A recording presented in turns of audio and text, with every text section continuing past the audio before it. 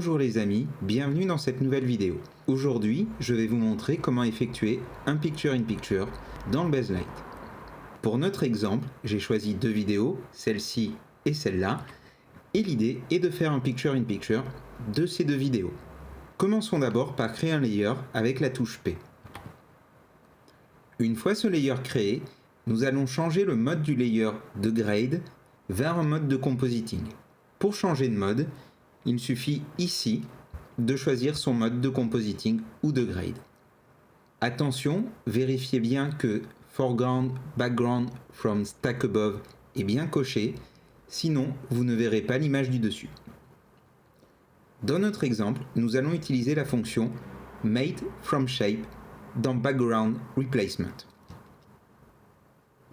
Lorsque vous cochez cette option, le Baselight vous montre l'image du dessous. Pour révéler l'autre image, il suffit de créer une shape dans cette image-ci.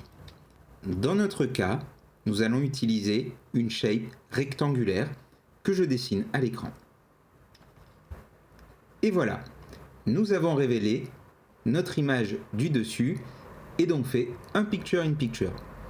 Évidemment, maintenant nous allons l'affiner et caler l'image. Vous pouvez déplacer votre shape et la placer à l'endroit que vous souhaitez pour révéler l'autre image. Une fois que vous avez calé votre shape à la bonne taille et à la bonne place, retournons dans le layer de compositing. Comme vous pouvez le voir, les deux colonnes d'opérateurs sont passées de inside outside à foreground background, car vous pouvez étalonner indépendamment sur ce layer votre foreground de votre background. Ce qui nous intéresse le plus dans notre exemple, ce sont les outils de transform qui vont nous permettre de caler nos deux images. Dans le transform foreground, vous allez pouvoir bouger l'image du foreground, mais qui dans notre exemple n'a pas besoin d'être changée. En revanche, avec le transform background, vous allez pouvoir régler la taille de votre image ainsi que sa position pour finaliser notre Picture-in-Picture. Vous pouvez évidemment le faire directement sur l'écran de cette manière.